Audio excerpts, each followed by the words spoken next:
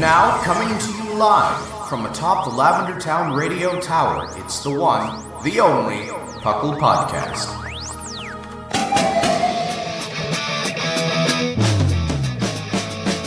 It's Puckle! Puckle! It's Puckle! Puckle!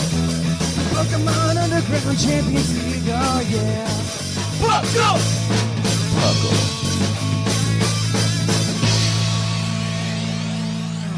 And welcome to the 406th episode of the Puckle Podcast. I am your host, Trainer Thatch, here today with my set of lovely co-hosts to set your eyes upon this morning. Thank you. Yep, we have the one, the only, the doctor in the house, Dr. Shamu. Hello, hello. And then we of course have the one, the only person on the council, on the guild with the letter that begins with the Z. It's Zcron. Yeah. I don't think anybody else has a Z. I think you get that unique thing. You know, like there's something about putting a Z in front of your name that makes you seem pretentious. I was going to say that really just irritates people, but that works. And I love it. It's like nobody ever knows whether to say, is it Zcron? Is it Zcron? And then like most people are just like, hey, what's up, Zcron? I remember when that was an S. Regardless of what our names are, welcome to the show. We have a great show planned for you today. And you can, this is the Puckle Podcast. Puckle standing for the Pokemon Underground Champions League, a nonsensical name that we made up in 2007. We're here to give you all the Pokemon news, whether it be, whether it be TCG or video game, or mostly video game right now because we're in that Sword and Shield release cycle. But today we're actually we talk everything up to the anime. We're talking anime today. I'm very excited for this episode. Actually, I've been wanting to do this topic for like 2 weeks, but then Pokemon Sword and Shield news keeps coming out, and I'm like, oh man, I gotta talk about that. You're not gonna have much of a free schedule to. Yeah, exactly. Topics for a while. I mean, for like the next 2 months, we're going to be pretty booked. I'm sure. Well, probably until the end of the year, honestly, we're going to be pretty booked. And this is one that this is just like a passion topic for me, and I really want to talk about it. And I'm very excited. So keep your ears open for that one, kids. But we got other things we want to talk about. We're going to be talking about what's been going on in life, in the universe, and everything. The real deep existential stuff. So what about you, Shammy? What you been up to?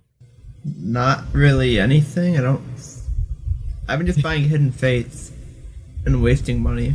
I'm sorry. At least you're buying them like at retail. Yeah, I'm not buying them via TCG Player or other sites. So Pokemon Masters didn't manage to sway you. I had a grind fest in another mobile game, so I wasn't even playing Masters until that whole event just finished, so I could play Masters now, but I probably won't. I don't know that Masters has kept a lot of people. It was nice that they gave out 6,000 gems for bug issues. Yeah, they gave. I don't know how much of that was just for bug issues. By the way, I'm wondering I don't know how much of that was just like it was like a stimulus package for the game. It probably was. Honestly, it's just that exists. So that was nice. Yeah, we'll talk about that a little bit more in the news. But I mean, there's not much more to it. I have been procrastinating everything, till the last minute, and because that's how I do stuff. And I've also been preparing for the first Premier Challenge that I am hosting on Sunday. Ooh, how's that gonna go, you think? I have been told by 2 people that they are traveling from out of state because there's literally nothing in the Midwest for this. Like Ohio has this. Ohio has a ton. Ohio has like an uncomfortably large VGC community, and like everyone that I talked to is like from Ohio, and like literally one of the people who was super like involved in my St. Louis VGC community moved to Ohio. 4 hours away, and she's actually in your city now. Ooh. Yeah. And oh man, what was I? Yeah. Anyway, preparing for a Premier Challenge is a little bit more work. I've had to track down a VGC professor to help me with it and stuff, and I'm hoping that they show up. Otherwise, I'm doing twice as much work. I know that pain. Yeah, no, it's an interesting thing because like VGC, like Ohio's got a ton of it, and I think there's a huge crowd in Ohio. I know that for a fact. There's just like a ton of players. Why there. Ohio? So Ohio is like, I would say, this is going to be bad for those of you that live in like Michigan, and I'm going to say Michigan and like Illinois. You're going to slightly disagree with me. The other places in the Midwest probably will not. But it is the most quote unquote sophisticated Midwestern state. I have to say, there's just like a ton of people that live here. I think it's one of the more populous Midwestern states outside. That is definitely a bold assertion to make. I don't think so. And I think also what makes Ohio different than other places is that we just have so many large cities compared to other states. If you look at Cincinnati, Columbus, Cleveland, Dayton. Oh my God. Yeah. They're all, you have a bunch of larger cities. I wouldn't include Dayton. Let's not include Dayton. But Cincinnati, Columbus, and Cleveland are all in like the top 30 largest cities in the United States. And you've got them all within one state, and they're spread out in the state. Like, they're not all next to each other, which I think gives a huge advantage to the Ohio community in that regard. I was going to continue on real quick. So the meta for this year is divided into halves rather than thirds as they did last the Sun, Moon, and Ultra series. So for VGC, it's basically a continuation of the Ultra series until January 4th when it switches over to the Sword and Shield meta, which whatever that is going to be, right? Yeah. And I'm really excited for that now because I've basically found a venue that has like TVs at the location. Oh, that's nifty. Yeah. Something like 16 TVs, and like a few of them have Switch ports, so you can actually like stream during the tournament and stuff. That's cool. I'm kind of excited for, switching over and doing that. That's actually really cool. That'll be fun. It is, yeah. Yeah, that's really interesting. As for me, what have I been working on? We did the Nuzlocke this week. We did some more Nuzlocking for funsies. That was a good time. If you haven't caught it, they're going up on YouTube. I think we have like something like 3 episodes a week right now. I'm trying to get better at my pacing because we decided that we wanted to try for like 30 to 40 minute videos instead of like hour and a half videos. So I'm working on my pacing there. So bear with me. Once we get to 30, 40 minute videos, it's going to be like 1 video a day. Like you just keep watching my face play a Nuzlocke and stuff will happen. If you want Thatch to be your best friend, just watch them on repeat. Yep. I'm not even going to deny it. Yeah, just be my best friend and watch it on repeat. There's that. It's a good time. I appreciate anybody that goes and watches the YouTube. We hit those 1,000 subs, and I really appreciate the community for doing that. Now we just need the watch minutes, and we can repartner. We're pretty close. I think we're like 93 watch minutes away. 93,000 watch minutes away. I should say 93. We are 93,000 watch minutes away though from hitting partner again. So I mean that's the next goal, right? Just hit partner on YouTube, and then everything's hunky dory, and we could cruise along doing our YouTube nonsense. But the podcast will never disappear, though, because we're too stubborn. You can't get rid of us. That's why we're the longest ready. Yeah, honestly, probably. Yeah. Honestly, I'm not going to deny that. And so the other thing, though, is, so for that Nuzlocke, I hands down think that the worst decision was ever made by our Twitter. Picking Snivy was the worst decision. As the starter, like no joke. Like there's so many times where just like, man, this Servine does nothing. It was literally 50-50 until the very end, I believe, and then it was like it was 50. It literally won by 1 vote. It literally won by 1 vote. It's still alive, to be honest. It's still alive. It's absolutely stupid. It's like the one thing that's still alive, and it keeps going. I mean, it's mostly because you would never use it in any situation, so you don't like send it out there as like fodder ever, And so the MVP's really been like Golbat. Not gonna lie. Oh, for sure, that makes sense. It's been Golbat. Golbat's been like MVP right now, but now we're about to hit the electric gym, so Golbat's no longer going to be MVP. Just been fishing for that end Sandile. Oh boy! So that like an end clause. Yeah, we have an ends clause. So because like in Black and White 2, you can catch Pokemon with the OTN. And so there's like a couple of things with it. One, we can catch them regardless if they're not the first encounter of the route. You can catch them. They don't count for or against that. And 2, if we sacrifice them to the gods, we can resurrect old party members. Yeah. That is really weird. Yeah. Yeah. Sacrifice them to the gods. That's what the chat decided. They said kill off the Darmanitan and then your old trainer released you from your Pokeballs, but I shall release you from this plane of existence. Essentially, yeah. Oh yeah, the Darmanitan child killed half your team. It wasn't the actual. It was a different Darumaka? It was a Darumaka. Darumaka. Yeah, I'm saying that. Yeah, the Darmanitan child killed half your team. Yes. It killed like 2 Mons, and half your team. Darumaka is scary, man. I honestly probably had hustle. Dude, Darumaka is scary, and also in Black and White 2, there's like a 5% chance for Trapinch, which we played around with. We manipulated the game so that we could 100% the Trapinch, and so we got the Trapinch. But battling Trapinches are scary because they have Arena Trap, and their defense is Stupid Eye. So if you have something incorrect at the lead of your party, when that happens, you're just like, well, I guess you're dead now. That's how Onyx died. Onyx got Arena trapped by a Trapinch. Ooh. Yep. Yeah. I'm surprised that the Pokemon Company hasn't, been cruel enough yet to give a Pokemon Arena Trap and also self-destruct. That would be really cruel. They're not too far away, honestly. Sturdy Geodude in Gen 4 is probably just as bad. I'm not gonna lie. Well, everyone just runs. They're super slow. Oh, right. That's where we'll end this, and we're gonna kick it on over to the news, where we got some cool things to talk about. So let's cue that epic music.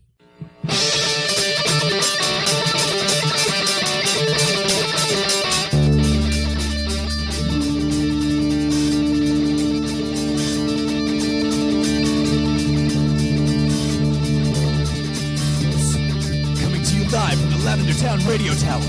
This just in. And welcome to the news. The news is here to bring you all of the cool stuff that's happening in all of the Pokemon world. The first being that Pokemon Go got a giant update. It's not live yet, but it's in the code, so it's been data mined as such because Pokemon Go people do that. And so what's happened is we got all of the data for every single Gen 5 Pokemon. Gen 5 has officially been added to Pokemon Go. Some honorable mentions about what's happening with this Gen 5 update are the following. The first being that there is also a thing called a Unova Stone now, which is really depressing. Okay. Because I understand why the Sinnoh Stone existed, because you were evolving old Pokemon into new Pokemon.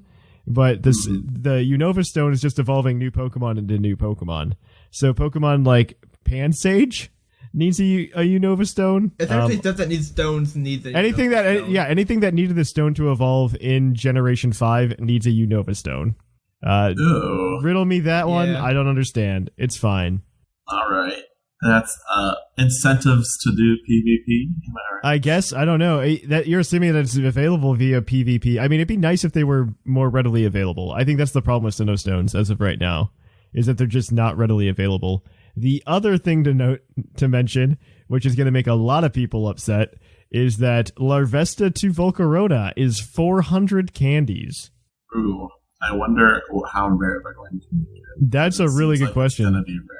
Yeah, I mean, 400 candies for probably what I would assume would be in a 10k egg.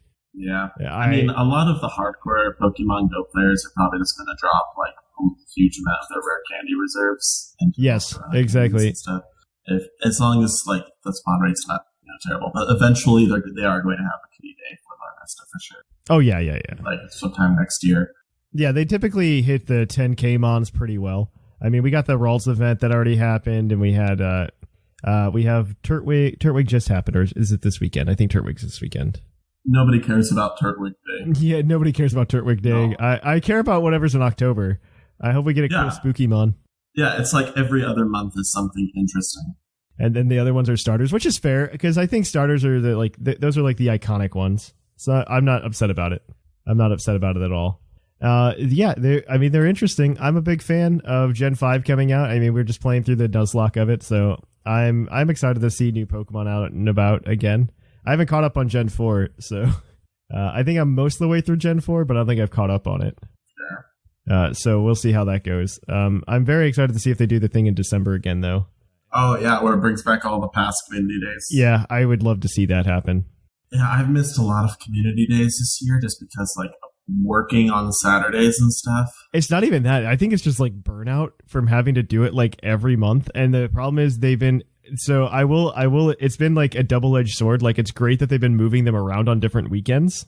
But at the same time, they, like, put two of them, like, almost back to back. And it's just like, I can't keep doing this, guys. I just can't keep doing this. And it was just burnout on community days. Yeah, that was a trial. Yes. Like, literally routes, I was at a wedding as it was happening. And I'm just like, I want routes. The next piece of news that I think is interesting is that the Pokemon Sword and Shield website had a quote-unquote glitch. It's like an intentional glitch. They're trying to say a Rotom got into their system and revealed a new Pokemon, but it didn't because it's all pixelated. It looks like a duck holding a Joust. People are thinking this is the Surfetched from the leak, or not the leak, but the rumor that was going around that's been like 90%. From the leak? Yeah. I was laughing too. Okay, you know what? You guys are done. We're all done. We're all done. That's why it's funny, Thatch. It holds a leak. But it looks like if this is what everybody's saying might be the Surfetched, the Galarian evolution of Farfetch'd. I hope that if this is the case, we get a so it also comes with a small Pokedex entry that and listed as a fighting type on the website as well. That it's a fighting type with Steadfast. Yeah, with Steadfast. So I mean, Farfetch'd has Steadfast already. So no, it does not. It doesn't. It does not. No, it's not. It's like, I thought it had Steadfast. I thought so too, and I looked. It gets the Defiant with his hidden. It gets like Keen Eye and Inner Focus or something. I'll look it up again real quick. But I know it does not get Steadfast. Okay, I think Steadfast and Inner Focus though are the same ability. Essentially, yes. I think they're the same ability. I think they're the same ability. Is it? That's what I assume it is. It's kind of where it's getting it from. Yeah, that's what I assume. It is listed as a fighting type, and it actually has a little Pokedex entry with just like blanks to be filled in, and it says when something happens to it, it will retire from combat, and it says that this Pokemon has survived many battles, and it'll become it if it survives many battles, which is a hint that it's an evolution. I'm hoping that if it is a Galarian evolution, that means we have a Galarian form of the Pokemon that it evolves from, because otherwise I think the lore kind of breaks, in my opinion. Actually, it might be an actual evolution. Because look at there's a thing here that the Japanese site also gave a partial name, which is NITE. I just looked at Farfetch'd's Japanese name, and it's Kamanegi. It doesn't even have, like, night in it. Yeah. So that would... most likely it might be with the Obstagoon scenario. Well, I would assume... A Kama is a type of weapon. I need to see if there are any... No, I don't think...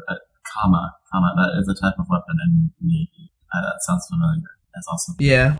I would be okay if it were evolving from a form. That might be what they do. I'm not a big fan if they go ahead and say, "Hey, Farfetch'd evolves in Galar," and that's it, right? It needs to be Galarian Farfetch'd evolves in Galar, right? What it sounds like to me is you're trying to find a justification for headcanon, and I've got a suggestion for you. So listen. It's also because with this. It's also because if they do this, they're essentially creating a Pokemon that will no longer exist after Generation 8. That's also my problem with it. Okay, well, if they do just add an extra evolution, think about Farfetch'd as having previously been, like, hunted to extinction, so maybe they never got a chance to evolve. Still not a fan of that. I don't like them just adding on an evolution. They've been very good up until this point about just not adding on evolutions willy-nilly. They make sure that it's consistent with the previous games, hence why we can't evolve an Eevee with a Moonstone to get an Umbreon and a Sunstone to get an Espeon, because that would make sense. They instead made a new mechanic to evolve them that we didn't have before. Same thing. I think the only instance where there's this incompatibility is with Piloswine to Mamoswine, because I believe in Generation 3, Piloswine could learn Ancient Power. And I think that is the only instance where there was an evolution mechanic that existed that could have been hit on in a previous generation that wasn't hit on in the subsequent generation. And Pokemon's been good about it. I don't want to see Slop. But I would also like to see a Galarian Farfetch'd. I think that would be cool. I think that's what they'll do. They'll make Galarian, and then they'll go the Obstagoon route and make it a new actual name. Oh yeah, I don't think Obstagoon's going to be a one-off. No, if they've shown it once, they're gonna do that probably with other regional forms now that we. I don't think with this, they're gonna do it again. Yeah, they're giving it a Alolan Exeggutor, so it's technically a different number too in a way. I really enjoy.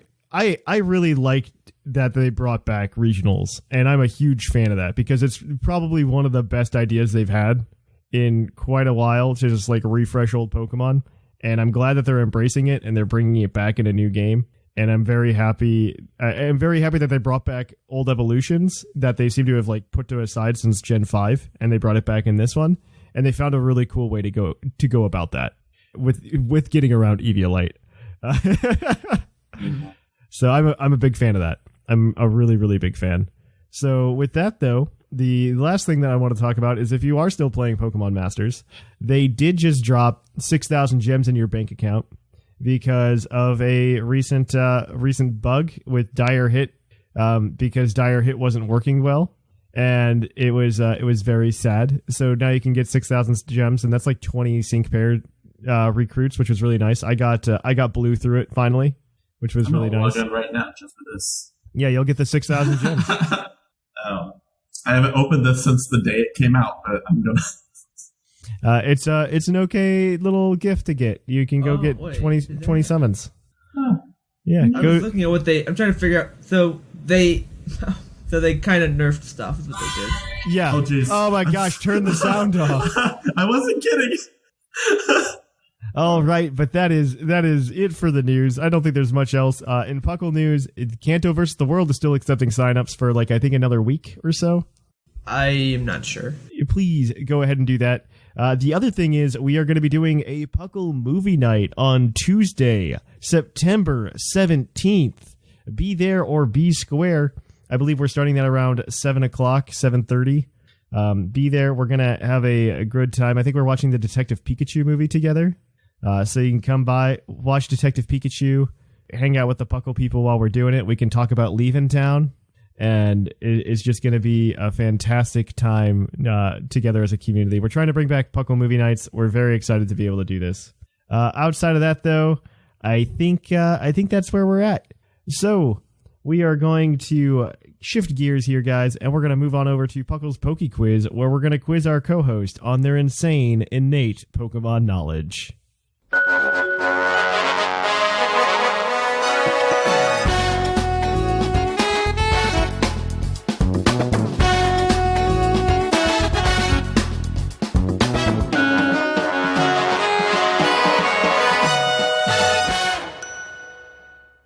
And welcome to Puckle's Poke Quiz, the part of the show where we quiz your co-host on their insane, innate Pokemon knowledge. That means no computer screens for you two. You guys got to use what's up in your noggins. Today, Shamu and Zcron are going to be operating together as a team to try to answer 5 Pokemon trivia questions, each worth 1 point apiece, except when they're not. There's one question that'll be worth a bonus point. And, of course, they can go ahead and use a hint as a lifeline. However, if they do not use that hint throughout the entire series of questions and get all the questions correct, they can cash that in for an extra point for a possible total of 7 today.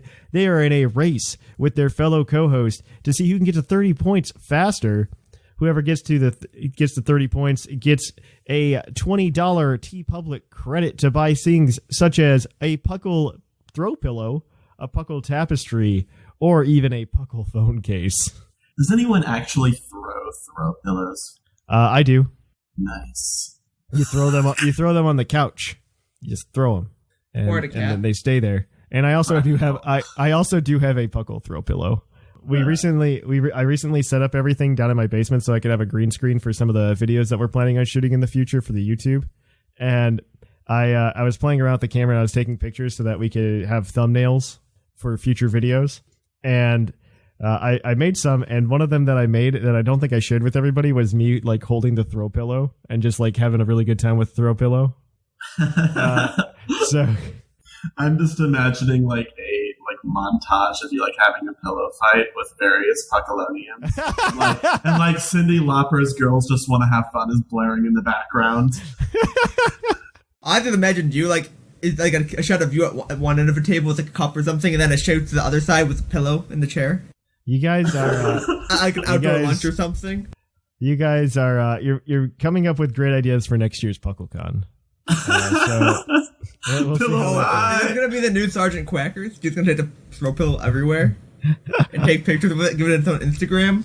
Or all right, moving on. This segment of the show is brought to you by AnimeGravy.com, where you can get a bunch of cool anime themed art, and also just not anime, just like cool nerddom art. It's just fantastic. I love these guys. Go check out their website, AnimeGravy.com.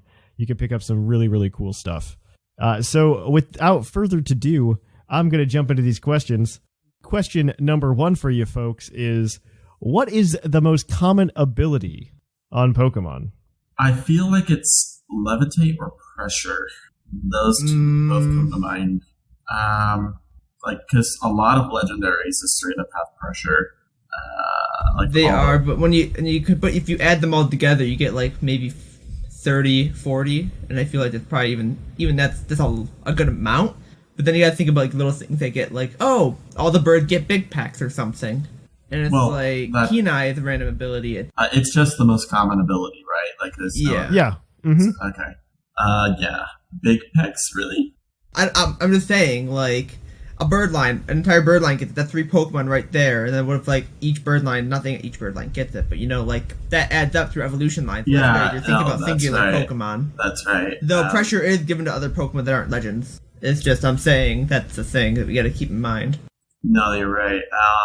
Okay. So, I'm thinking... I'm okay with saying pressure still. It's just, I don't want to, like, go right to that.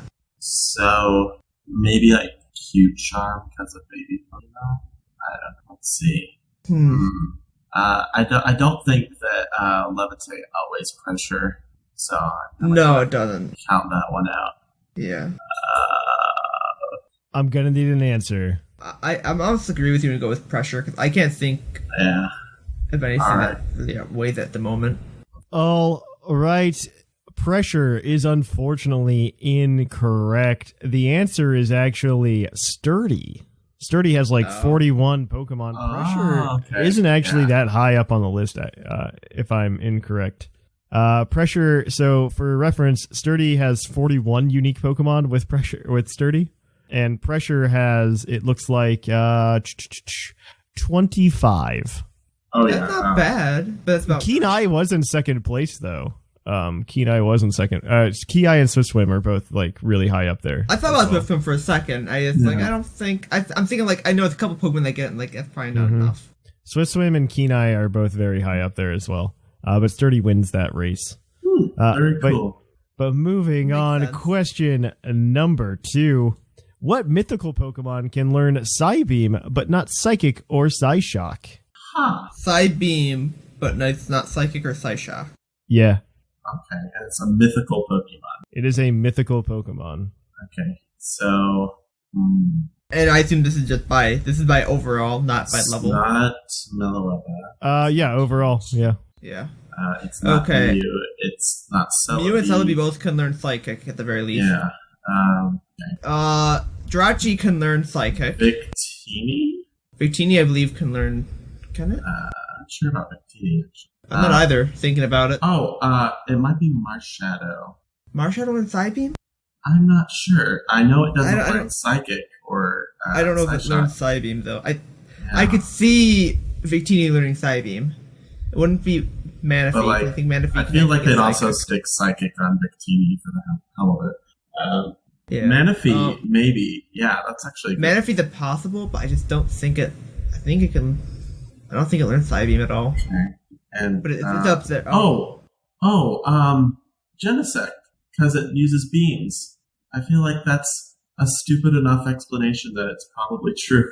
I don't even sure. I'm okay with it. I'm really going for it with the memes. For the memes, like its whole thing is like shooting beams from its back, and that's literally the only justification I have. And if you want to go with that, then I'm okay with going with that. All right. Okay. Genesect is unfortunately incorrect. The answer is Magirna. Oh. Yeah. Okay. Magirna learned Psybeam for some reason. It's a thing. All right. I'm sorry, Shamu. I feel like I've been... Oh, that's fine. I don't care. I wasn't going to say Magirna anyways. I didn't think it learned Psybeam. So... All right. This next question is your Pokedex entry question.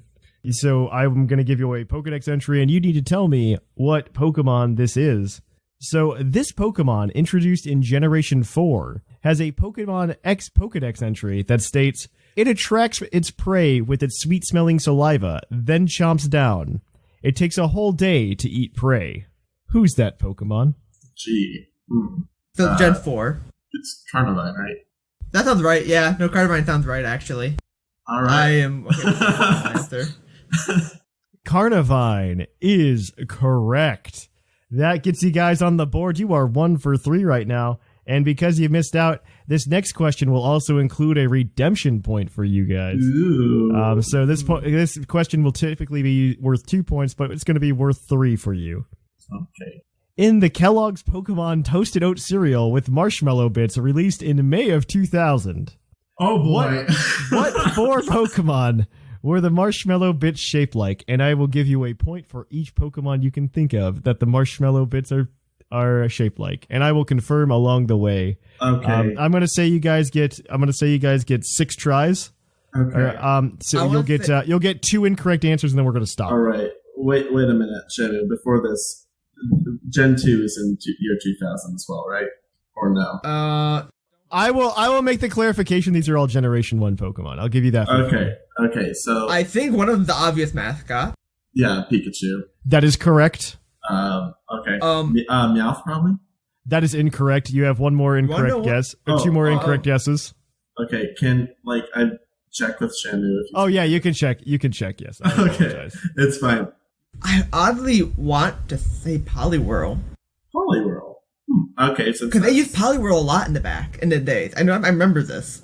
All right. Because I have old Pokemon merch somewhere, like in the macaroni boxes. There was one with a Poliwhirl. I can tell you that. All right. Are you gonna want to say Poliwhirl? Yeah.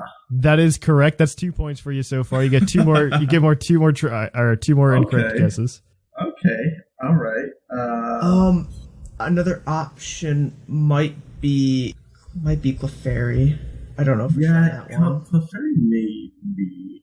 I feel like they probably put really easily shaped Pokemon. Yeah, so, it wouldn't be Eevee at that time. Oh, yeah. They're not going to put Zubat in there because it's too much production effort. I'm trying to think of other Pokemon that would be well known-ish. Staryu or Starmie? But nobody likes those. So. Let's see. Okay. Yeah. Let's go with Clefairy. Clefairy is incorrect. You have 1 more incorrect shot. You are 2 of the 4. Coughing or Ekans, maybe? I can see Coughing. I don't know about Ekans. You gotta think about Ekans, the shape. No, they wouldn't put Coughing in the cereal because it represents pollution, and that's gross. That's true. Magikarp, maybe? I'm okay with going for it. We got 2 points at the moment. I'm okay with, that. If we can get more, we get more. But and what about Snorlax? Snorlax seems to be in shape. Maybe. He did have one. Oh, wait, there's 4... What about Bulbasaur, Charmander, or Squirtle? Oh my god. I feel like maybe... Well, definitely Charmander, right? So... I don't know if they... You haven't used your hint today either. I'm just throwing this out. We may as well use a hint. We don't have redemption let's for use that. the hint. I will say one of these is very easy to make as a shape because it's essentially a pile of goo. And then another one of them is a grass poison type. So Ditto and then Bulbasaur? I mean, it could be Grimer or Muck, but again, for the similar coughing reason, I'd say it's probably Ditto. Yeah. Yeah, so Ditto. Ditto is correct, and you get 1 more. You know what? If you get this next one, I'll give you 4 points if you get it with your last shot. Oh, my God. So you said it's the grass poison. So it's either... I want to say it's Bulbasaur, but it could be something like Oddish. I think it's more likely to be Bulbasaur, though. I have a sneaking suspicion it's Squirtle. Because it's a water. It's a grass poison. I just said it was a grass poison. I gave you the hint. It's a grass poison. We know it's a grass poison. I think it's Squirtle. Oh, okay. I'm an idiot. It's alright. Yeah, Yeah, it's probably Bulbasaur, but it could be something crazy like Vileplume, because for some reason I don't see Vileplume in old merch. I doubt they'd make a mushroom shaped like a Rafflesia flower. Or Rafflesia plant, whatever you want to call it. Like, yeah, it's all good. I'm cool with... Yeah, you decide this last one, man. Bulbasaur. Bulbasaur is incorrect. The answer is Oddish. Yeah. Son of a... There is a... it was Poliwhirl, Pikachu, Ditto, and Oddish for those of you at home. There was a Generation 2 box that came out later that year, and it included only 3 marshmallow shapes. It was Pichu, Wobbuffet, and Cleffa. Just as like a fun fact. Yeah, because everyone wants to eat Cleffa. Yep. They look very fluffy. And now I kind of want some like children's cereal with like marshmallows, but not like Lucky Charms. Like Lucky Charms is too on brand. I want something that was just like, oh hey, we want to promote this TV show. I want that kind of cereal right now. Mermaid cereal. Got like a sparkly box. I think they still I think they have like Super Mario cereal right now. That's been out for a long time if they have. I think it's still there though. Oh right, but that gives you guys 3 points, so you guys are 4 for 4 now on that redemption. The next question is your base stat question as always, and I want you to channel your Dennis the Mimikyu Maniac from the Discord server, and I want you to let me know what Ghost-type Pokemon has the lowest base speed stat of all Ghost-type Pokemon. Yamask.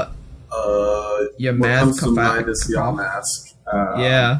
I just don't know if Yamask loses speed. Yeah, like... I don't think it would, actually, because I think it's still low. It's like the only Ghost-type specifically based on Trick Rooms. Yeah, like, I honestly, I'm very much with like Yamask. Like I can't give it some more time just in case something pops into mind, but like I can't think of anything else that's slower. Like there's Palossand, but I don't think Palosand's that slow. Not that slow. Like Rodriguez is literally like 30 at most. Would Sandygast be slower? Maybe, but even then, like Rodriguez, I think it's like 30 base. No, I'm cool with Yamask. Sure, let's go with Yamask. Yamask is unfortunately incorrect. The answer is Sandygast. Base speed of 15. Yamask has a base speed of 30, like double. It's like running around like Sonic compared to Sandygast. So unfortunately, that gives you guys 3 or 4 points today, and that does move around our leaderboard, because people got on the board today. And so right now, let me sort everything, and then we'll give the numbers. So in first place with 9 points, we have Whimsicott. In second place with a whole 8 points, we have Dr. Shamu. Followed up, tied in third place, we have Seth Vilo and Jushiro with 5 points. And bringing up fifth with 4 points is Zcron. Everybody else has yet to get on the board. So there you go. It's going to be a good time. We are going to take a short break here, guys, and we're going to come right back at you with the topic. Thank you once again for the awesome iTunes reviews. We got another 5-star from James L. Tay. Gotta listen to them all. This group of trainers and friends are awesome. Funny, respectful, and helpful. These guys make you feel like family and will help you battle Team Rocket. They cover all things Pokemon, and that's what we want, right? And the community networking is great. They'll help you whether it's TCG, VGC, or even TCGO. Anyways, give them a listen and you won't be disappointed. Well, thank you for that, James. We really appreciate it. And if you want your review read on the show, you can go over to our iTunes page and leave us a review, and we'll be more than happy to read it on the show. So yeah, we are going to kick it on over, though, guys, to the topic. And on to the topic. Our topic today is going to be the anime past, future, and present. Actually, it's just future. I just wanted to say something that rolled off the tongue a little bit better. But what happened recently, for those of you who aren't following the news of the Pokemon anime, we recently got a trailer. I think about a week. It was 2 weeks ago. We got a trailer for the quote-unquote new Pokemon anime. It was a teaser trailer for a trailer, like no joke. On September 29th, we're going to be getting a new trailer for the next Pokemon anime. Are they still using Discount Ash? So we don't know. That's the question, right? That's the question, because this trailer that they gave us 2 pieces of information, and it leaves the door wide open for speculation, and things can go rampant. So I want to go with the facts right now and just say what the facts are, and then we can talk about what we want. And that's where I hope this discussion goes.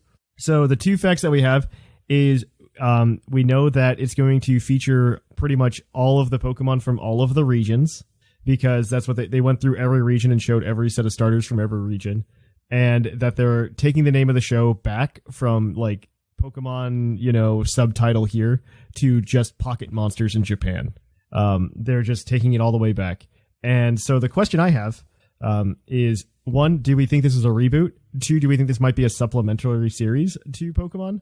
Or 3, is Ash going to win the Alola League and then we're done with Ash? I believe he actually wins the Alola League. There's like some leaks of it. It hasn't been officially confirmed yet. We haven't officially gotten it, but there were some screenshots from something that they found that shows him holding the trophy. Oh, I totally believe he wins. I totally believe he wins. By the time by the time this is out, we'll know, because it airs on Sunday. It does. It actually airs like later tonight. Yeah, so we'll know like by the time Monday hits if he actually wins or not. I'm not terribly caught up with the anime, but doesn't Ash like have a whole lot of Ultra Beasts that he could just spam? Nope. He gets Melmetal. He doesn't even have a full party right now. No, he doesn't. He's got 5 Pokemon. What happened to catching them all, Ash? What happened to catching them all? Yeah, like he got rid of the Poipole. He had a Poipole for a little bit, and then it went back. Rid of it? That's so cool.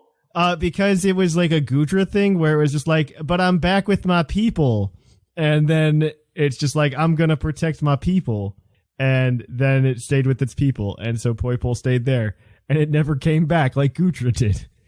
So Ash right now only has a Rowlet, a Torracat, Pikachu obviously, a Lycanroc, and then a Melmetal. And that's what's the deal with Gudra then? So what happened with Gudra was last gen. He doesn't bring that stuff back with him. Okay. So you're talking about a similar scenario. It was a similar scenario. Yeah, because he left behind his like Sliggoo or whatever, and evolved into the Gudra and became the protector of the swamp, like Shrek. Yeah, okay, essentially. Yeah. And then it came back for the league at the end because he still didn't have a full party when he got there, and he needed one. Oh my god. So it came back. I know you got these pressing issues protecting the swamp, but can you come help me out, Shrek? Could you come help me out? And then, because we refuse to acknowledge that you've caught Pokemon previously and would like to transfer them over.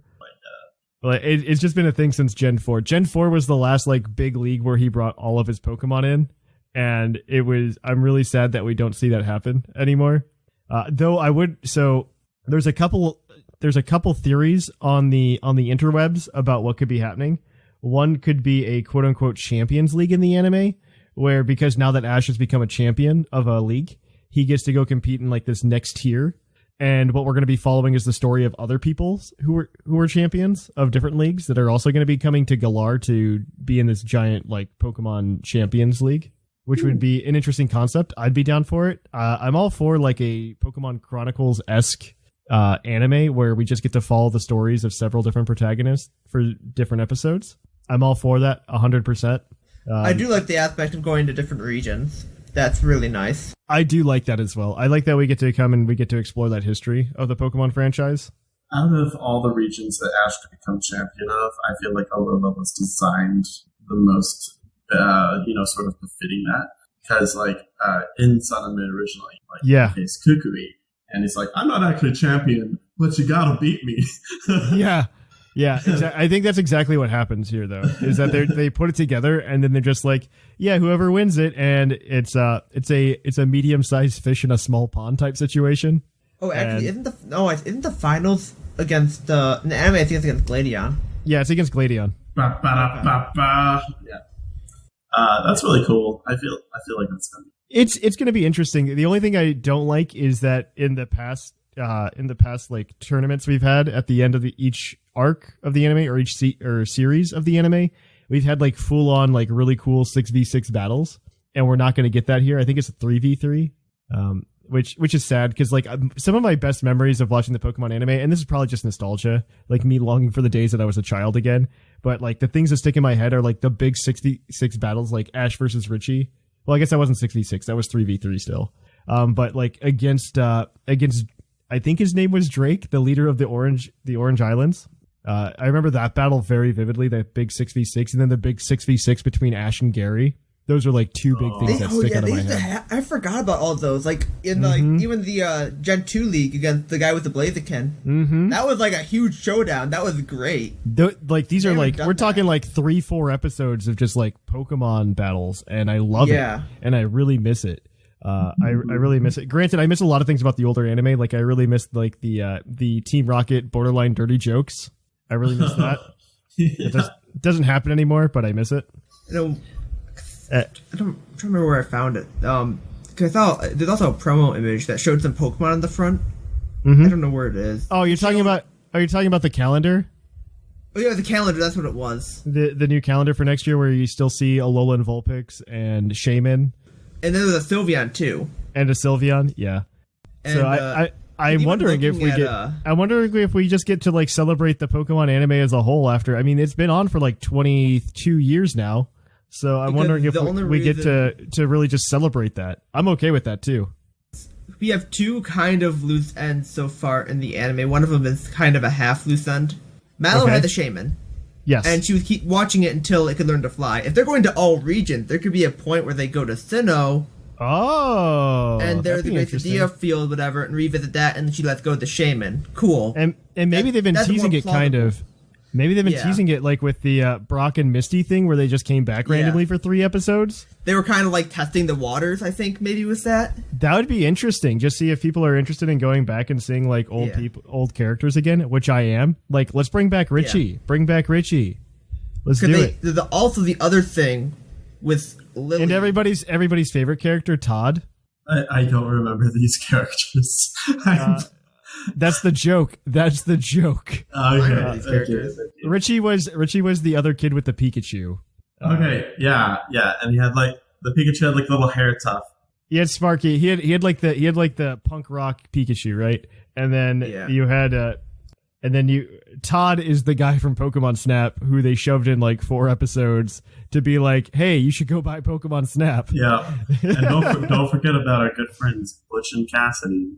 Okay, those legit, I'd be okay with seeing come back. If like only the better Team Rocket grunts. I would be really upset though if they don't get Butch's voice right, and I'll be very upset about it. And they have to. What are you talking about, Thatch? Yeah, they need to hire you. That's what I'm saying. I do want to go back to that calendar for a second before we get too far off, because the other thing, they have Lily who owns a Magearna that's not active. That's true. That's a plot point that hasn't been wrapped up yet. They might just like let it go. It's like, oh yeah, here we're showing Magearna for fan service, but like that could be a thing where that's another plot point they cover in it. That would be interesting. The Shaman's more likely, but like that's a possibility they might stumble across or use it later on. I mean, I like the idea of the Shaman thing just because then you kind of, I don't know. So the thing that I'm really hoping for is that we get some sort of thing that's kind of like Pokemon Generations. Where you kind of just it's like get snapshots essentially. You can get these snapshots in different regions, like they're just flying around. You know, I don't know. A couple episodes of that. They might try. I mean, you could get rid of so much filler if you're just following 8 people around. I'm not gonna lie, you kill off so many filler episodes. Yeah, because it's just like gym battle after gym battle after gym battle, and I'm into it, man. I do miss my minor slice of traveling life that we got in Gen 1 and Gen 2. But nowadays, it's pretty much gone, I would say. You know, I think that the Pokemon world is pretty cool because you've got, like, cities and then acres and acres of undeveloped pastures. Well, that's what happens when half the Earth's population dies off in a giant war. Well... I'm kidding. So, like, everything reverts to pasture? I feel like there's a certain amount of effort that takes, I don't think that's true. I will tell you from personal experience, I don't know that that's true, because my family owns a farm, right? And we stopped farming it for like 20 years before the government caught us and said they were going to tax it as residential property. And then we started farming it again recently. But we didn't farm it for like 20 years, and it just turned into grass. Yeah, it turns out it's pretty easy to do that. Yeah. Yeah, it took like no time. Like it was within like 5 years of us not farming it that it just turned into grass. Just as like a small aside. So everything just turns into pasture. That's what I've decided. It's all just rural Japan. That's what the entire world turns into. Yeah, the Kanto region. Yeah. Mm-hmm. No, I would love to see some new stories. I'd love to see some new stories and just see them like really go back to old places. Like one of my favorite things in the anime that happened was when they went back to Kanto for the Battle Frontier. That was such a cool moment to have, was Ash going back to a region and exploring it again. I do miss the Orange Islands. I wish those would get some kind of recognition as of existing ever again. Like that would be really cool, you know? This arc was filler while we make the Gen 2 stuff. Yeah, pretty much. Well, they didn't expect the anime to go on for more than a season. And but how do you guys feel if they were to kill off Ash? Like, how would you feel about that? What would you want? I would encourage it full-heartedly. I don't partially ahead. I'm like half and half. Like I'd rather have them make a separate one.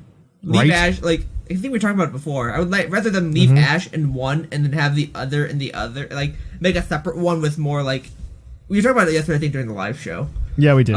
We did.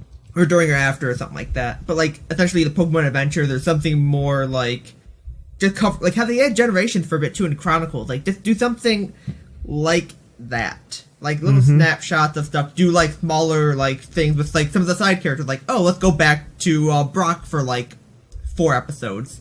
He has to do something. Let's go back to these other characters they've introduced and just have little mini arcs with them or something. Like I wouldn't be against just like a full-on Pokemon Adventures anime.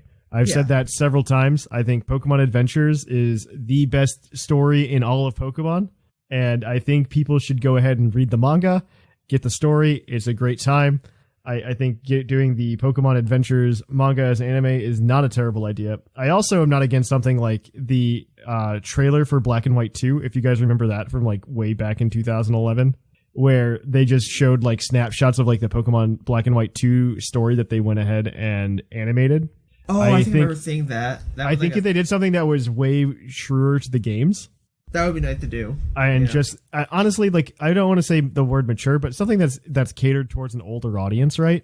I think you've gotten to the point in your 20-year history, Pokemon, that there's a significant number of people like us who are making this podcast of this age group that can take an older Pokemon anime. And I think if you could do that, you could tell some really cool stories that you aren't capable of telling now. And honestly, I think something like that is a great way to hit a smaller market that you're not hitting right now that would come back and play the games because they got so hyped from watching this anime.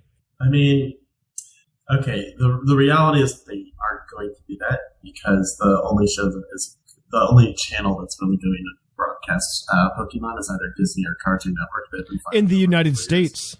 Sure. But what about in Japan? Sure. And because it's very easily that something could be picked up in Japan and get thrown on Crunchyroll or exactly. Depending on who does the they could do that in Japan. That's true. I just don't know that, like, especially given Cartoon Network's leadership, that they would be willing to deviate from a formula that doesn't directly sell toys. Right. Well, I think we're also going on the verge of like this is a separate show, not the main Ash one. But if they did, they could either way. Yeah. If it was only one show, then most likely Cartoon Network wouldn't pick it up if it's more of a mature audience or based for a mature audience. Like, I agree with that. But I think there's definitely ways, especially in the modern age, for them to go ahead and say, "Hey, we're going to have another anime. It's a second anime, and then maybe Netflix picks it up, or maybe Hulu picks it up, or Disney Plus because we need more streaming services." And but I think something like that would be really interesting. And I honestly I could see Disney Plus just like sinking their teeth into that. Or Amazon Prime. I'd be into it. Yeah, sure. Or Crunchyroll, like Shamu said. Crunchyroll's a great avenue for this as well in the US. But I think anybody would be mistaken not to try to pick it up and put on like a regular TV station. Yeah. Of some sort. It's just gonna make money, really, with the advertisements and stuff. Like, it's a good idea. It's hard to say no to Pokemon with that type of stuff. Like, it's just you're just taking free money at that point. I could see it succeed on a streaming service, but nobody, and especially in the millennial/Gen Z, early Gen Z age groups, really watches TV with commercials. It's all Netflix, Hulu, or Amazon Prime. Oh yeah, I think it'll definitely have to be on some kind of streaming service if it happens. I don't think it'll happen. Granted, this is just like a wish list. And I really hope that we get a Pokemon game, or not a Pokemon anime, that just kind of caters to us, and I don't think it'll ever happen. I think this is the closest that we'll ever get is to this, I don't want to say reboot, but a refresh probably of the anime, where we get to go around to different places and maybe we get to delve into the stories that we didn't really get to delve into before. What would be really silly, and this is probably my last remark, and then you guys can tell me what you wish for, but I think it would be really silly if they went back to Johto and then Ash got the GS ball. Oh. I think that would be the greatest thing ever, that there's just like something like an 18 season gap for that plot line. Well, they could solve that if he goes to every region. That could be on the way. Here's the side arc. There you go. Yep. Like, here's some mini arc of some crap. And then you get like Celebi stuff, and it's a perfect time for Celebi stuff. And because it's been a while, you don't have a movie. If they were to do, I don't know how we still don't know what they're doing, but if they were doing like little mini arcs for this thing and multiple regions, having one leading into another, they could make that work so well if they write it correctly. They could make this huge overarching plot just by having little smaller things somehow connect to something else. Like, we went to where you're in their got to go to Sinnoh for some reason. They find out there's this Great Ideas thing after they do their why they came to Sinnoh first, and then there's that, and after that it's like, you gotta take Mallow back, and then something happens in Alola, which leads into this and that, and they can zip around and make things lead into whatever they want. The only problem I have with that is the problem that I've had with the Alolan anime so far is that there doesn't seem to actually be any quote unquote milestones, right, that we're used to in the Pokemon anime. Unless they make it that in this time, like there's some sort of championship set up for Ash. I don't know why I'm thinking that's the thing, but like, I feel like, he gets back to Kanto, like, hey, we set up this whole like relay for you. You gotta go to all the regions. Mm-hmm. Like, I don't think that's gonna be a thing, but I just got a weird like. Yeah, that's a thought in the back of my head. Like, I really hope that we can do something that would. I don't know. I really want milestones, and I miss that a lot because this generation we didn't really have them. Like, he fought the Kahunas and he beat the Kahunas, but there was no timetable for it. It was never like actually something that was actively his goal. Yeah, it was just like, we're here. We should do this while we're here. Yeah, exactly. And I didn't like that per se. That's probably the only complaint I have about the Lola anime, because I thought it was really interesting that we got some cool slice of life stuff out of it. Unfortunately, I think they're just like that. Like without that milestone, it really dragged on for me. Granted, not as much as it dragged on in Diamond and Pearl, with that 50 episode gap between badges. Yeah. But I mean, if you take I will always cherish like the first 5 seasons of the Pokemon anime as like the holy grail of the Pokemon anime. So those went at a good pace. Indigo League, through Orange Islands, through Johto. Yeah, okay. And season 5 was Master Quest and the end of the Johto League. And then after that is Pokemon Advance, and he goes to Gen 3, and things get kind of weird. Gen 3 had a really solid start, but it got into monotony, kind of. Yeah, it got a really solid start, and then it slowed down pretty quick. I think the problem was they came to this idea that, which they've been carrying on as very, very much so recently, that Ash is only going to catch like 5 Pokemon in this region, and that's it. And then he's done. And I think that's really hurt the quality of the show overall, because I think in Gens 1 through 5, he's just catching Pokemon if it's something that the episode calls for, right? Like, hey, let's catch this Pokemon. Something I miss, to be honest, in just general plot dynamics, is it seems that every Pokemon he ends up catching is like a misfit in some way. Yeah, I agree with that. When back in the day, you literally need to catch this muck so it doesn't eat you. Right? That's how he caught Muck, and then it was. I mean, you had the really cool Heracross. He caught the Heracross because Heracross was having issues and it needed help with it. It was already a strong partner. I mean, I think with the 3 starters, they were all quote unquote. They weren't really misfits, but they had a story. And then nowadays, like I would say, with every single Pokemon that he's caught in Alola, it's probably been that case, because the Rowlet is just like, oh, hey, I'm a Rowlet, but I used to live with these Pick-a-Peck, but they don't really like me. And then you had you had Litten, who was just like, my mentor died, which that was heartbreaking, and I will say that was very good. And then after that, he had Poipole, which was lost. The Rockruff at least joined him, and it wasn't a misfit; it just joined him because it wanted to join him. And then you had Meltan was just like, I'm lost. Again, and that's been his Alola adventure. And with the Rockruff, it was leaving at night. Oh, that's right. There was a story behind it. It was like, I want to fight, and then Ash trained with it, and then Kukui just... It was very weak. We haven't had one where Ash like goes out to catch a Pokemon. You know what I mean? It's more you stumble upon everything. Nothing has been like, I see this in the wild, I want to catch it. It's just like, it's like, came to me. Come join my family. I think a good example of that is just Torkoal. Like Torkoal, maybe it was like a wimp or something, but Ash like found it in the wild and was like, I'm gonna catch it. And that's a good example of it. Same with Heracross. Like he used to have this mentality of, I'm gonna catch this Pokemon, and instead of just being like, I'm gonna wait for the Pokemon to find me. Gen 5 was also really good. People like to give poop to Gen 5's anime, and I am not one of those people. Yeah, he caught 10 Pokemon, and he had a healthy rotation of them. Yeah. It was so, like, he caught a Palpitoad, and everybody's like, oh, he'll never use that again, and he used it. It was awesome. Oh, who wants to bet that James is going to get a Galarian? I hope he does. I hope he does. I'm hoping that Galarian coughing's a thing, and that he just gets Galarian coughing. That'd be cool. This is also assuming that we're going to get the traditional anime back, and I don't think that's a guarantee right now. We're going to find out more on the 29th. I will say that. We'll find out more on the 29th, and I'm very excited for that announcement because I want to see what this anime turns out to be, and if they actually do want to do something quote-unquote bold. By bold, I mean anything else other than following Ash to Galar. And so I'm very interested to see that. All right, though, that's a good place to end it. So I want to know everybody else's opinion on this. So that's the mailbag question this week. We'll reiterate that at the end. But we are going to take a short break, and we'll be right back at you with the Pokemon of the episode.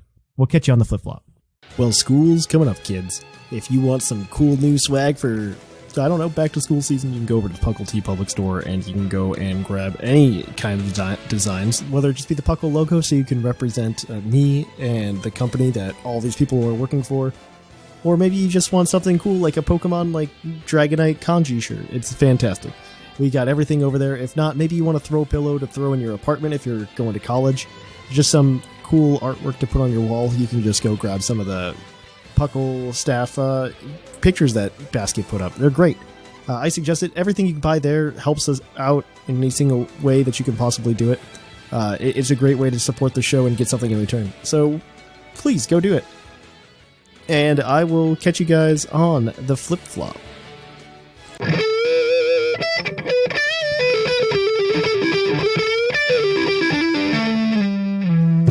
Episode. And welcome to the Pokemon of the episode. The Pokemon of the episode this week is National Dex number 034, Nidoking, the Drill Pokemon. It uses its powerful tail in battle to smash, constrict, then break the prey's bones. Yeah, drills. You know, like, out of all Pokédex entries, like, most of them revolve around its tail. You'd think it'd be about the big horn. Nope. Its tail is bigger than its horn, so I'm not surprised. That's true. That is true. That tail will be big. So Nidoking is actually not a terrible Pokemon whatsoever. It's in the UU tier right now, and it's I actually love it. I'm a big fan because it's got decent stats. It gets sheer force as an ability. It's not a bad mon, and so we have a base speed of 85, not terrible, especially in the UU tier. That outspeeds Gardevoir, which is all that matters.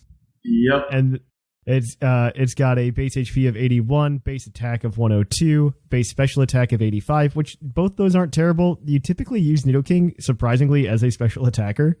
It turns out because of sheer force in its move pool. It has a defense of 77, a special defense of 75. Not a bad mon at all. And so the set that we decided to run is pretty standard Smogon set. It is a Nidoking holding a life orb with sheer force, 252 special attack, 252 speed, timid nature, Sludge Wave, which gets the sheer force boost, Earth Power, which also gets the sheer force boost, and Ice Beam, which gets a sheer force boost, as well as Toxic Spikes, just to kind of lay something else out. I think you can run Thunderbolt if you really want to, but you have Ice Beam. Thunderbolt, you've got options. It's kind of just, you run the dual stab with ice coverage. With Ice Beam, yep. I think that's pretty good. And the reason solid. Like, even though Nidoking has a higher physical attack, they run special too because of, like, it hits certain things better as well as not you don't lose, your Pokemon isn't dead once it gets burned. Exactly. That's also a thing. Like, and it just hits generally harder with other base stats, and because as we said, Earth Power gets a sheer force boost. Earthquake doesn't. Earthquake does not. No. And it's like, it was a life orb, it kind of adds up to be more, and you don't take the recoil from life orb because of sheer force. Because of sheer force. Yeah, it's weird. It's crazy. So we also, to back this up, because big things that can hit Nidoking and really knock it out are psychic types, water types. It has a host of weaknesses, actually. It's weak to water, ground, psychic, and ice. To nail like 3 of those in one mon, Slowking does a really good job of that with the Assault Vest. And so Slowking, Assault Vest, Regenerator, because Regenerator's the best ability. 252 HP, 4 defense, 252 special attack, modest nature. And he's got Future Sight, Scald, Fire Blast, Ice Beam. Future Sight is a better move than I thought it would be competitively, just because it's like base 120, and your opponent will probably forget about it.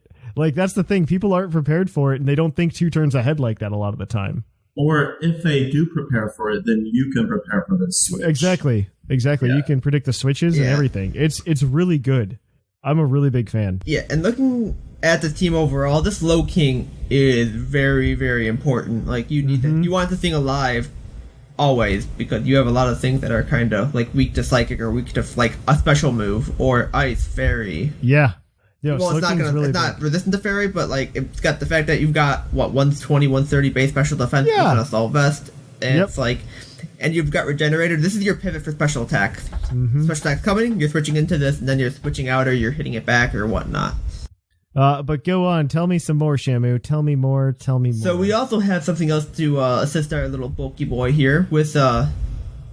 We have a Florges here that's holding leftovers. It's got Flower Veil with 252 HP, 252 defense, and 4 special attack, bold nature. Pretty standard.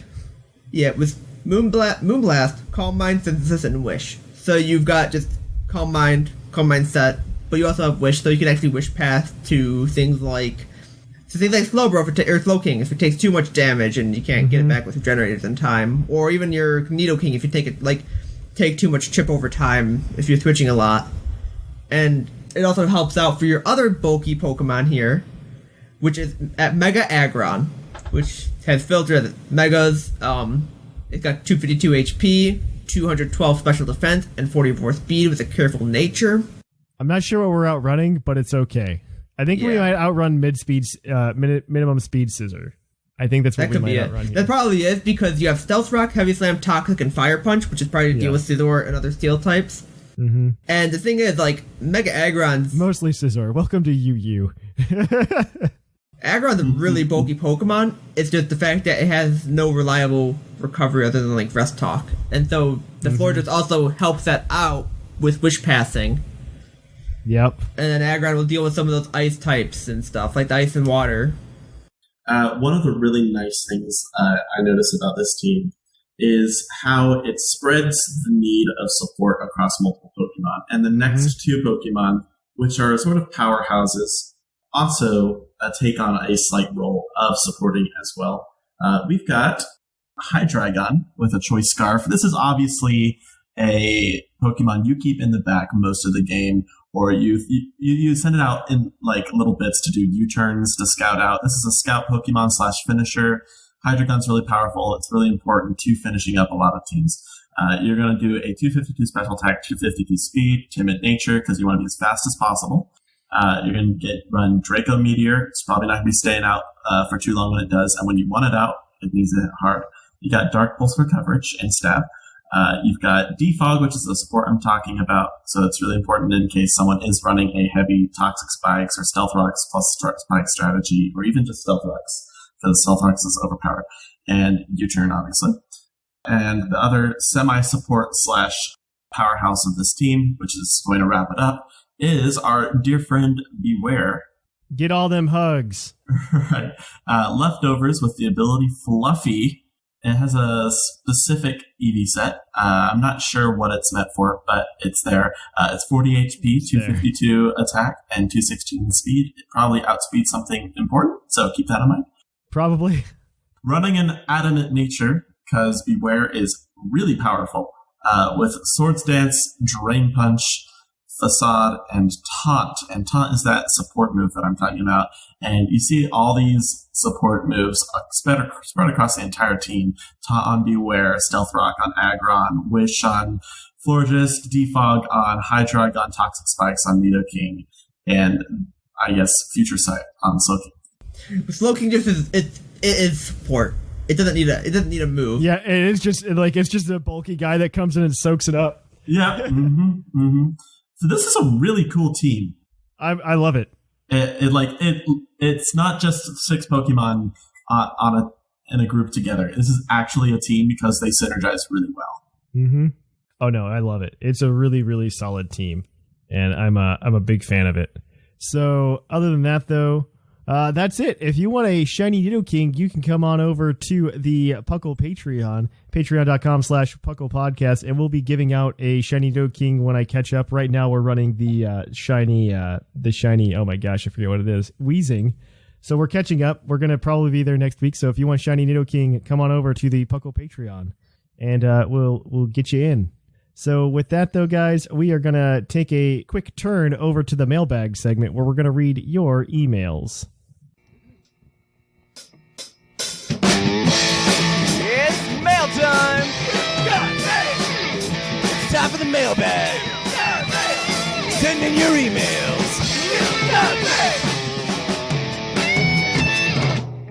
And welcome to the mailbag. The mailbag, as always, is brought to you by the fictional energy drink Green Tauros, the energy drink that gives you hooves. I have to make sure that it's fictional because if not, people always ask me where to buy it. And so, maybe one day that's like something we could do, like a real, like one of those, like obviously pyramid scheme, make your own energy drink companies. Like we could just make some absolutely terrible Green Tauros and sell them.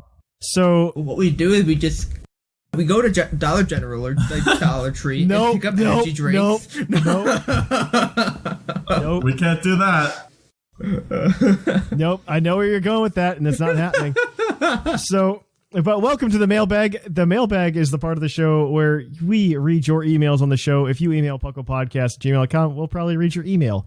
Last week, we wanted to know from you guys, I forget what we talked about, but probably about what all the new Pokemon and what you thought about them. So let's jump right into these emails. Our first one is going to be from She. Zcron, you got this one. Oh, okay. Hello, Puckalonians. She here. How are you doing today, Puckle Crew? I'm here today to tell you what I think about the new additions to Pokemon Sword and Shield. First off, Pokemon Camp. I really couldn't care less about it. I think the way Jashira put it, it's perfect. It's like the new Toyota Corolla. I knew it was coming, but I wasn't excited for it. I think it may be a nice feature for little kids who get Pokemon Sword or Shield, although it honestly reminds me of Pokemon mobile game. Anyway, it's cool, I guess, and it might be nice if they manage to give the Curries a useful purpose, like boosting IVs or EVs. Alright, time to talk about the new Pokemon. First off, I think the little tea guy is adorable, and I think Pole Tea Guys might see use as a Trick Room setter, if it gets Trick Room. I think it might also hit up that T-Public store. T-Public, spelled like tea, like tea. Yeah. Hit up that T. It's hard to put the kind of joke onto a podcast. Yes, it really is. I think it might also hit up that T-Public store pretty often, so you guys should at least be happy about that. Anyway, to sum up this adorable little ghost teapot, I love and think it's adorable. Moving on to Cramorant. I think he is, frankly, quite ugly, but in a Slowpoke and Psyduck kind of way. So kind of cute and have potential. I think his ability could be useful if used right. A combo of Surf and Protect could be gross, only being able to hit him every other turn would be annoying, or if you're running Dive every 3 turns. There's a reason that strategy isn't used now, by the way. Just throwing it out there. It's just annoying. It's not necessarily good. It's just annoying. I guess it all comes down to how much damage its ability does. Although, at this point, too much speculation is pointless. If I were to design him, I wouldn't design him like a second Pelipper. I would design him more like a water-type Talonflame. I think the meta would greatly benefit from a fast Pokemon, but alas, I seriously doubt that's going to happen. How would you guys design him? And what kind of Pokemon would be cool to see, for instance? A fast, bulky Pokemon? Anyway, thanks for reading my email, and have a good day. She. The Pokemon that I want to see has already been revealed, and his name is Roly-Coly. Roly-Coly is great. We got two Roly Pokemon. We got Wooloo and Roly-Coly. I think Roly-Coly, honestly, is the most underappreciated Pokemon outside of Dreadnought from these reveals so far. Because I gotta say, I forget this thing, but I don't hate. I like it. I just want it to evolve. I think Roly-Coly is going to evolve into something really cool. People keep saying it's going to be like a locomotive. I don't care. I just want it to evolve, and we get like a really cool like rock fire type that's actually useful. Looking at Umacargo, and it has steam engine, so like if it gets hit by water, it's good. Do we get Thomas the Tank Engine as a Pokemon? Maybe. Oh boy. Choo choo. So, okay, here's a thought. What if you put two Roly-Colys together and strap them to your feet, then you got a ride Pokemon? Oh man, that'd be great. You got some Heelys. You have Heelys, but you're like a foot or two off the ground. I'm not mad about what you're saying. No. I feel like it's more likely to be like a what do they call it? A Segway. You put a foot on either side of it and it just rolls. Oh my god. Oh, not Segway, whatever they have now. The hoverboards or whatever. Yeah, I know what you're talking about. The thing that you lean and they move. I don't know what they're called. The thing that people ride on college campuses is kind of makes you generally dislike them. Yes, I know what you're talking about. That's what it is. It's just one of those, but it gets like, when it evolves, it just becomes more flat so you can actually put your feet on it comfortably. Okay, moving on. Have we ruined Roly-Coly for you yet, Thatch? Our next email is going to be from N Harmonia and says, "Hi, Ryan and Thatch and co-host. Also, side note about Ryan, he recently canceled on coming to our next D&D session while I was planning on having the next D&D session go into his backstory. So that was fun. So we should all shame Ryan. Boo. So we should cut out the hi Ryan there. No, we can't cut it out. We have to leave it there so he knows, okay? No, I think when you read it, hi Ryan. I'm sending him a text and telling him that there is a nice big Ryan segment in the mailbag for him, okay? Shame. Go to your D&D sessions, you mongrel. It's your boy, N Harmonia, writing in again. This week's show is full of information because I, like Whimsicott, avoid watching the directs because I want to be surprised when I buy the game. I learned a lot of new stuff to the topic, and I'll be honest with you, I'm not all that interested in new Pokemon revealed because I was hoping that they'd show the starter evolutions and that you'd spend about 10 minutes gushing over them and or roasting them. No, that usually happens a month before release, by the way, just as a fun fact for all of you. Literally, for the Gen 6 reveal, it happened in September, and the game came out in October. For Sun and Moon, it came out in November, and the starter evolutions came out in October. So, October, we're probably going to see starter evolutions. Speaking of roasting, the 100 curry recipes was an interesting concept. Something tells me that most of these curries work like Pokepuffs or Pokebeans so that you can get that Sylveon. I do like the idea of them bringing back a mini game similar to Pokeblocks, though. The only really intriguing information for me was the various new avatar customizations options. For personal reasons, I'm very excited to have green hair. Other than that, Cramorant seems to be more of a gimmick than anything else. 40 forms of all creamy seems a bit excessive, but I'll probably still try to get every single one. And I hope that the Anon from 4chan is working for Game Freak and finally got to fulfill his dream by making Poltegeist a reality. Thank you for another great show, and I will catch you on the flip-flop. N Harmonia. Yes. Those were the things to take away, I guess. The next one is going to be from NATE. Shamu, you've got this one. Hey there, Thatch, and whoever he has. It's me again. Lots of cool stuff released this week. First up, the Pokemon. I like Cramorant. Good design, a fun little gimmick, even if it's not the most competitive. I am thoroughly convinced it's either a final stage or a single stage Pokemon. I just don't see Pokemon with that kind of gimmick evolving out of it, and if it did hypothetically evolve with the same gimmick ability, then Game Freak would have to model and animate its own custom animation, and we know how hard that is for them. I kid, but... Burn! I do agree with probably a single stage, honestly. It's probably a single stage, if not there's like a baby Cramorant. Yeah. I'm imagining like a smaller body, but like it's still the same size head. I'm into it. I also really like Poltegeist. I was a little hung up on the fact that it's not a ghost possessing a tea set, but the actual tea. And it shares its tea with people. How does that work? How did the tea factor into its biology?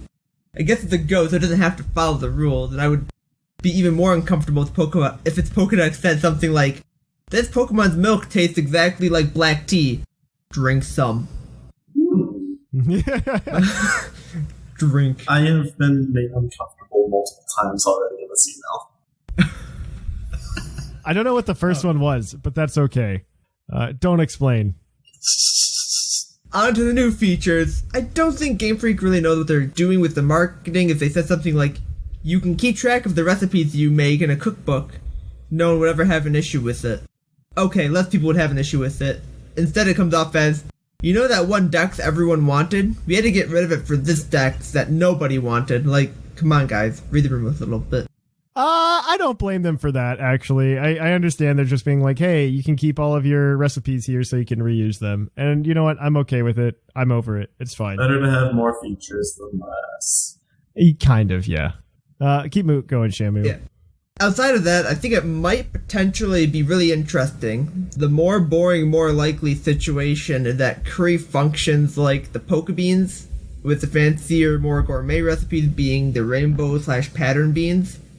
The far more interesting situation, it's basically redoing the Pokeblock Poffin mechanics. Yeah, I hope so. I think that's what it really is, I think. It's just like... I think so. I hope so. Because the Poffin was like the same kind of minigame, I think. Mm-hmm. Oh, it was. I think it was actually more involved. You had to like pay attention to your speed and stuff so you didn't burn them. Yeah. Pokeblocks and Poffins were used to pump up your minigame stats, like contests. I think it was just contests, actually. Yeah, it was just contests. Is this the return of Pokemon contests?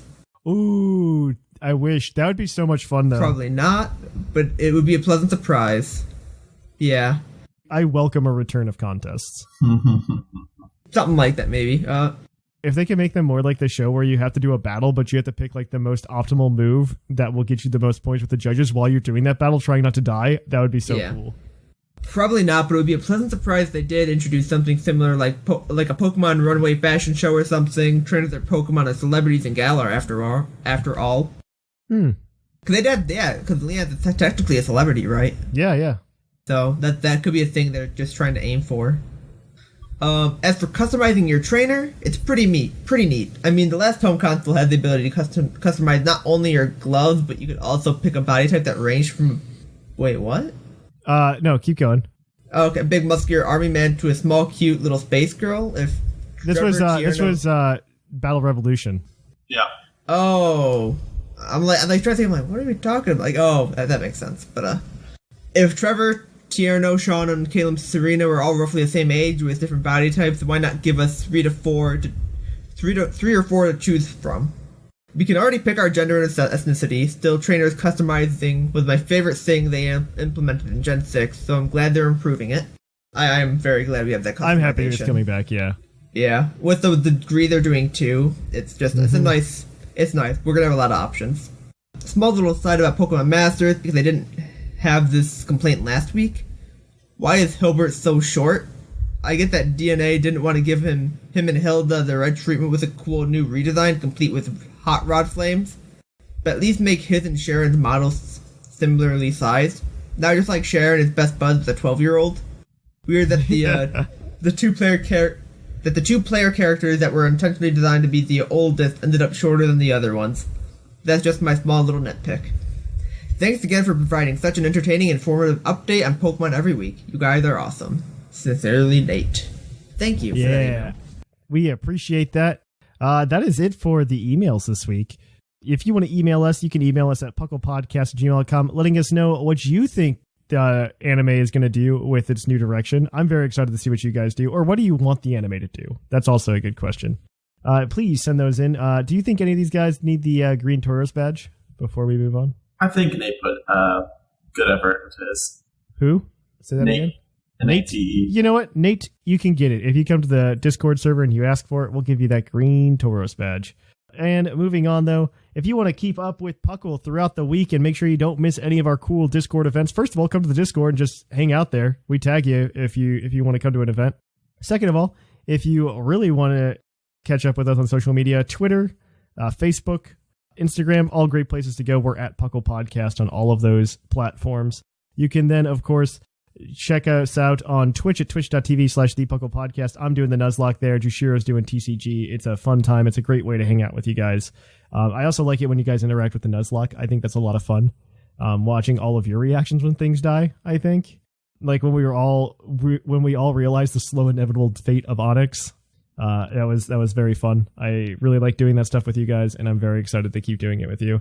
But yeah, twitch.tv/thepucklpodcast. If you want to get more video content, maybe you've missed the streams, you should go over to our YouTube page, youtube.com/pucklpodcast, where you can catch up on those, see our battle commentary videos, and we've got some new content that's going to be rolling out here hopefully in the next month or two. And then finally, if you want to help support the show monetarily, several ways to do that. One, go to Twitch, dump your Twitch Prime membership in there if you've got one, or a regular subscription if you really want to. You can also go ahead and go to our TeePublic store, buy some cool TeePublic swag, such as phone cases.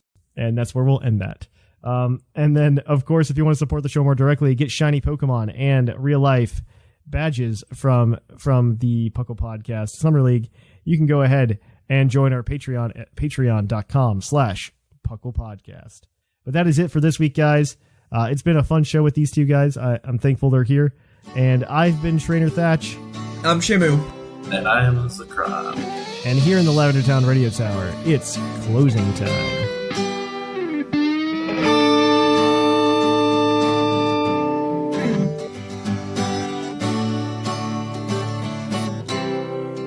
It's closing time in Lavender Town.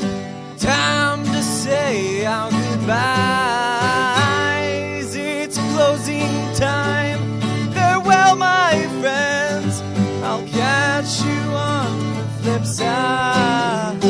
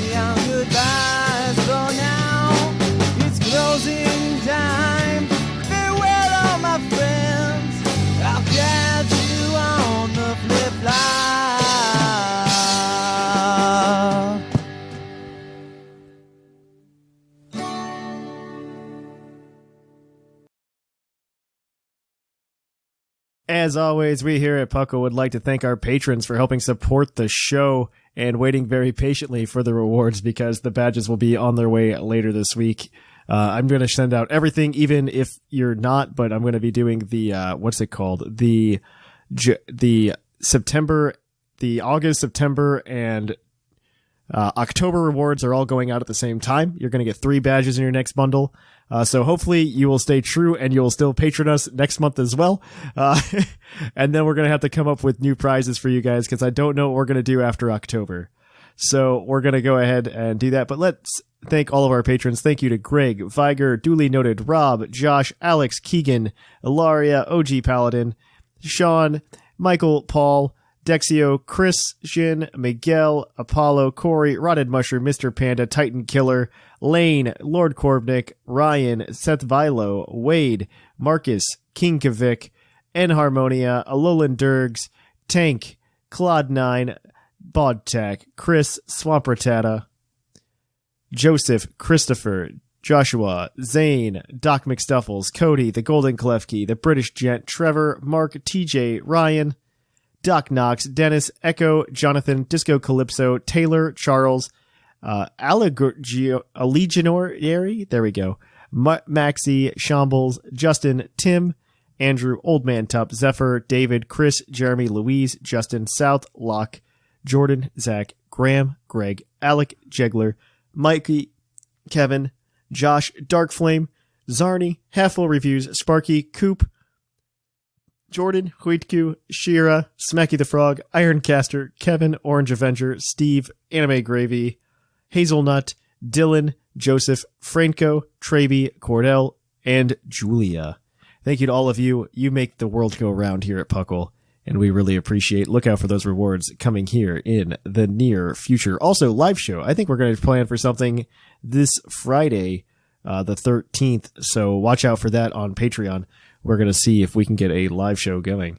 All right, guys, thanks a lot, and I hope to catch you all on the flip-flop.